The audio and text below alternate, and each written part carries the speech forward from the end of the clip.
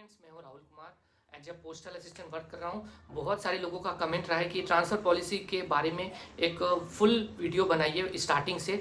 क्या ट्रांसफ़र लेने से सीनियरिटी लॉस होता है, क्या दिक्कत होता है वो बताइए। ट्रांसफ़र किस स्टेट में किस तरीके से होता है और ट्रांसफ़र में सीट कैसे दिया जाता है, क्या रूलिंग है, ऑन डिपुटेशन पे कैसे जाया जाता है वो पूरा समझाइए। स्पाउस ग्राउंड क्या है, इलनेस कैटेगरी क्या है, जनरल कैटेगरी क्या है, कैसे ट्रांसफ़र होता है, जो हम 10 डिवीज़न भरते हैं उसका प्रायोरिटी कैसे दिया जाता है। तो वो बहुत सारे लोगों ने कमेंट करके पूछा है, तो आज के इस वीडियो में एक प्रॉपर इसी के बारे में बताएंगे। अगर वीडियो अच्छा लगे और पोस्टल असिस्टेंट की किसी भी चीज़ के बारे में आपको जानकारी चाहिए तो मेरा टेलीग्राम चैनल है राहुल 11 मैथ्स, वहाँ से जुड़ो या फिर डायरेक्ट आप मैसेज कर सकते हो। ठीक है, तो चलो वीडियो स्टार्ट करते हैं। सबसे पहले आपको बताते हैं कि देखो ट्रांसफ़र पॉलिसी अभी जो पहले से हमारे पास लिंक था वहाँ से आप ओपन करोगे तो नहीं चलेगा। ठीक है, आपको करना क्या है कि डायरेक्ट गूगल पे सर्च करना रूल 38, वहाँ आप जैसे क्लिक करोगे आप ऑनलाइन एप्लीकेशन को भर सकते हो। ऑनलाइन एप्लीकेशन भरने से पहले आपको डिवीज़न ऑफिस में जाके आपका मोबाइल नंबर और ईमेल आईडी रजिस्टर कराना होगा, तभी आप भर सकते हो। देखो, अगर आपके को दिसंबर के साइकिल में साल में 4 बार ट्रांसफ़र होता है, हर 3 महीने के बाद पहले मार्च में होगा, फिर जून में होगा, सितंबर में होगा और दिसंबर में होगा। तो अगर आप 1 महीना पहले ऑनलाइन एप्लीकेशन नहीं करते हो तो फिर आपको दिक्कत हो जाएगा। आपको नेक्स्ट साइकिल में आपका वेटिंग क्लियर नहीं दिखेगा। जैसे कि आप दिसंबर के लास्ट तक में रिजल्ट पब्लिश होता है, कितने लोगों का ट्रांसफ़र हुआ वो पब्लिश होता है। ठीक है, तो उसके लिए आपको नवंबर में अगर आप फिल कर दोगे आपका ऑनलाइन एप्लीकेशन तो ही आपका वेटिंग दिखेगा, नहीं तो नेक्स्ट साइकिल यानी कि मार्च में आपका दिखेगा। ठीक है, 1 ईयर कैलकुलेट कैसे करते हैं। जैसे मान लो देखो कि अगर आप 25 तारीख को ज्वाइन किए हो तो 25 तारीख 2023 को ज्वाइन किए हो नवंबर मंथ या किसी भी मंथ में, तो नेक्स्ट ईयर के 2024 के 24 तारीख को आपका कंप्लीट हो जाएगा 1 ईयर। आप 24 का जो खत्म होगा 25 वाला, 24 पूरा दिन खत्म होने के बाद जो 25 वाला रात स्टार्ट होगा 12 बजे के बाद आप फॉर्म फिल कर सकते हो।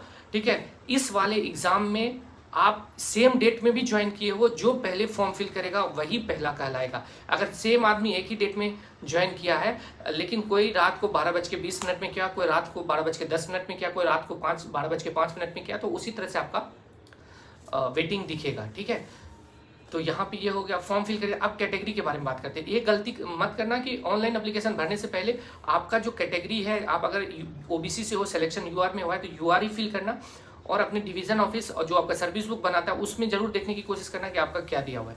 नहीं तो फिर 1-2 लोगों के साथ ऐसा भी हुआ है कि ओबीसी था, यूआर से सिलेक्शन हुआ था लेकिन ओबीसी ही भर दिया और उसका ट्रांसफर हो गया, तो डिवीजन ऑफिस वाले ने उसका ट्रांसफर कैंसिल कर दिया। वो मेरे को बहुत मैसेज किए भाई इससे कैसे नहीं जा पाए थे। ठीक है, ये हो गया। ट्रांसफ़र में क्या है प्रोसेस की, वो प्रायोरिटी दिया जाता है। सबसे पहले प्रायोरिटी देगा कंपनसेट ग्राउंड, मतलब अगर आपके फादर मदर यहाँ काम करते थे और उनका डेथ हो गया तो उनकी जगह आप लगे हो तो आपको उसमें प्रायोरिटी दिया जाएगा। दूसरा है पीडब्ल्यूडी कैंडिडेट, जैसे आप फिजिकली हैंडीकैप हो किसी भी तरह से तो आपको प्रायोरिटी दिया जाएगा। तीसरा है इलनेस कैटेगरी, अगर कोई आपके फैमिली मेंबर ऐसे टर्मिनल इलनेस डिजीज है जो कि डेथ का कॉज बन सकता है तो आपको प्रायोरिटी दिया जाएगा। स्पाउस ग्राउंड, उसके बाद अगर आपकी फैमिली, आपका हस्बैंड या वाइफ जो भी है वो अगर किसी भी सरकारी गवर्नमेंट नौकरी कर रहा है तो आपको स्टेट हो या सेंट्रल हो आपको प्रायोरिटी मिला जाएगा, और कहीं फालतू जगह कर रहा है तो नहीं मिलेगा। और लास्ट में नॉर्मल जनरल कैटेगरी होता है। तो देखो स्पेशल कैटेगरी के जितने लोग हैं, ऐसा नहीं है कि सारा सीट उन्हीं के लिए रहता है, सब कैटेगरी के सीट के लिए बटा हुआ रहता है। अगर कंपनसेट ग्राउंड का सीट दिखाएगा तो ही आपका ट्रांसफर होगा, अगर पीडब्ल्यूडी कैंडिडेट का सीट दिखाएगा तो ही ट्रांसफर होगा। आप देखे होंगे कि सीट का एलोकेशन बाइफर्केशन अलग अलग कैटेगरी के अनुसार होता है, तो उसके अकॉर्डिंग ही आपका ट्रांसफर होगा। बहुत सारे पीडब्ल्यूडी कैंडिडेट हमेशा बोलते हैं कि भाई मेरा तो 50 वेटिंग है, कैसे होगा ट्रांसफर। तो देखो जैसे ही आपका आगे अगर कोई भी पीडब्ल्यूडी कैंडिडेट नहीं होंगे और आपके स्टेट में जहाँ आपको जाना है वहाँ पे आपका सीट देगा तो आपका ही पहले ट्रांसफर हो जाएगा। ठीक है, ट्रांसफर में जैसे ही ऑनलाइन फॉर्म फिल करोगे उसमें आपको कम से कम 10 डिवीजन भरना होगा। आपके घर से जो डिवीज़न नज़दीक है उसको पहले भरना, और प्रायोरिटी देता है कि अगर आपके डिवीज़न में आप पहले भरे हो, कोई उसी को 5 नंबर पे भरा है तो पहले आपको लेने का वो कोशिश करता है। अभी मेरा हम बता देते कि मेरा जो ट्रांसफ़र हुआ है वो मेरा तीसरा प्रायोरिटी में 8 ही नंबर पे था और जहाँ हुआ है वहाँ मेरा 18 नंबर पे था, लेकिन उसको हम पहले डाले थे और 8 वाले को बाद डाले थे तो पहले मेरा 18 वाले में हो गया। ठीक है, तो प्रायोरिटी यहाँ भी दिया जाता है।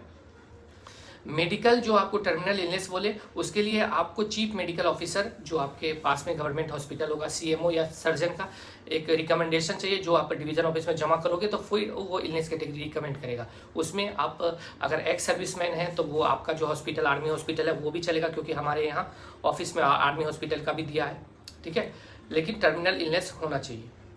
उसके बाद स्पाउस ग्राउंड का आपका अगर हस्बैंड कहीं वर्किंग है, वाइफ कहीं वर्किंग है, तो उसके ऑफिस से बजाते पूरा उसका जो हेड है सब कुछ लिखा हुआ कि हाँ ये मेरे ऑफिस में इतने तारीख को लगा है, ऐसे से वर्किंग है, और प्लस जो ज्वाइनिंग लेटर का प्रूफ है वो लेके जाके वहाँ जमा कर दोगे तो हो जाएगा, ठीक है।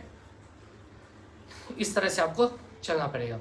फिर आपका क्या है कि जैसे ही आपका ट्रांसफ़र, मान लो ट्रांसफ़र में नाम होता है, तो अगर आप इधर 3 साल काम किए होगे तो वहाँ जाओगे तो सीनियरिटी लॉस होगा, बल्कि सर्विस लॉस नहीं होता कि 3 साल जो हम यहाँ काम किए वो सर्विस लॉस नहीं होगा, सीनियरिटी खाली लॉस होता है, ठीक है। ये चीज़ का बहुत मिथ है, उनको लगता है कि उनका सर्विस भी लॉस हो गया।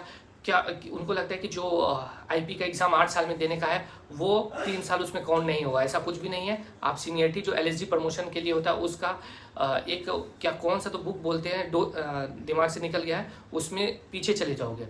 हाँ, आईपी का एग्ज़ाम हो या डबल एओ का एग्ज़ाम हो या फिर एओ का एग्ज़ाम हो, वो सब आप आराम से दे सकते हो। वो सर्विस काउंट उसमें होता है, बल्कि सीनियरिटी काउंट नहीं होता। एलएसडी प्रमोशन के लिए सीनियरिटी काउंट होता है, ठीक है। बस यहाँ पे इतना दिक्कत है, और इससे ज़्यादा कुछ भी आपको प्रॉब्लम नहीं होगा। बाकी बात, हर अलग अलग स्टेट में ट्रांसफ़र का अलग अलग क्राइटेरिया है। देखो जो सीट है ना ट्रांसफ़र के प्रोसेस में, जो सीजीएल को ऊपर से ही 2022-21 में एक नोटिफिकेशन आया था दिल्ली डाकघर से कि जो भी सीजीएल को सीट देना है सबसे पहले उससे ट्रांसफ़र करना। मान लो बिहार इस बार क्या 114 लोगों का सीट दिखाया था और 13 लोगों को वो उन लोगों ने ले लिया। पहले वो नहीं देता था, इस बार ही दिया। ये रूलिंग ही है दिल्ली से कि जो सीट आपको देखो उसमें क्या होता है कि सीट देने से कहीं कोई डिफरेंस नहीं आता। मान लो महाराष्ट्र से 113 लोग बिहार गया तो फिर महाराष्ट्र में सीट खाली ही हो जाता है, तो फिर जो सीजीएल वाले क्या करते हैं कि महाराष्ट्र में वैकेंसी लेते हैं। तो ये रूलिंग है कि जहाँ मतलब पहले ट्रांसफ़र लेना है, उसके बाद जहाँ सीट खाली करना है वहाँ पे सीट दिखाना है। तो बहुत सारे स्टेट इसको फॉलो करते हैं, बहुत नहीं भी करते। तो इस वजह से कहीं भी आप हो ये फॉलो उनको करना ही है। आप अपने पीएमजी को वो लेटर लिखो, ठीक है। तो हो सकता है अगर वो फॉलो, हम लोग भी अपने पीएमजी को बहुत लेटर लिखे, बहुत सारे लोग बोले थे, बहुत लेटर लिखने के बाद इस बार वो सीट डाल है। तो हमको लगता है कि नेक्स्ट साइकिल, दिसंबर वाले साइकिल या और अलग साइकिल में ज़रूर सब लोग डालेंगे, ठीक है। तो आप लोग कोशिश करो 1-2 लेटर लिखने का अपने पीएमजी को कि ऐसा रूलिंग है, आप उस रूलिंग को फॉलो क्यों नहीं कर रहे। राजस्थान में भी यही हुआ था, स्टार्टिंग में क्या हुआ था, राजस्थान में भी वो रूल फॉलो नहीं किया था। तो राजस्थान के सारे स्टूडेंट मिलके क्या किए कि वो रूल को फॉलो करवाए, तो फिर से अलग से राजस्थान का सीट निकला, तो बहुत सारे लोगों का ट्रांसफ़र हो गया, ठीक है। ट्रांसफ़र में क्या होता है कि देखो आप जब फॉर्म फिल करते होगे नौकरी लेने के लिए, तो उस समय जनरल का सीट ज़्यादा रहता है, ओबीसी का कम रहता है, एससी का कम रहता है। तो उसी तरह से ट्रांसफ़र में भी ज़्यादा जनरल का रहेगा, उसके बाद ओबीसी का रहेगा। तो ज़्यादा जनरल कैटेगरी के लोग का ही ट्रांसफ़र होता है, ठीक है। और ऐसे के बारे में उतना भी जानकारी नहीं है, सॉर्टिंग असिस्टेंट ये सब के बारे में, तो क्योंकि किन्हीं लोगों से उतना संपर्क में नहीं है। फिर भी ऐसा नहीं है कि ऐसे का ट्रांसफ़र नहीं हो रहा है, ऐसे का भी हो रहा है। तो आप लोग आश्वस्त रहो, सबका ट्रांसफ़र होगा। और फॉर्म फिल करने टाइम में एकदम सजग रहना, अच्छे से फिल करना, और ट्रांसफ़र तो होना ही है। 1 साल 2 साल इससे ज़्यादा मैक्सिमम टाइम नहीं लगेगा। दिल्ली हो गया या आसपास के शहर में 1 से 2 साल, 2025 में कम से कम 150-200 लोगों का, क्योंकि अभी 2024 में पोस्टल असिस्टेंट का वैकेंसी डाला है लगभग 5000 के। तो इस बार भी लगभग 2 से 3000 लोगों का ऑल ओवर इंडिया में ट्रांसफ़र होना है, ठीक है। तो मिलेंगे नेक्स्ट वीडियो में। वीडियो अच्छा लगे तो चैनल को सब्सक्राइब करके रखना। चलो बाय।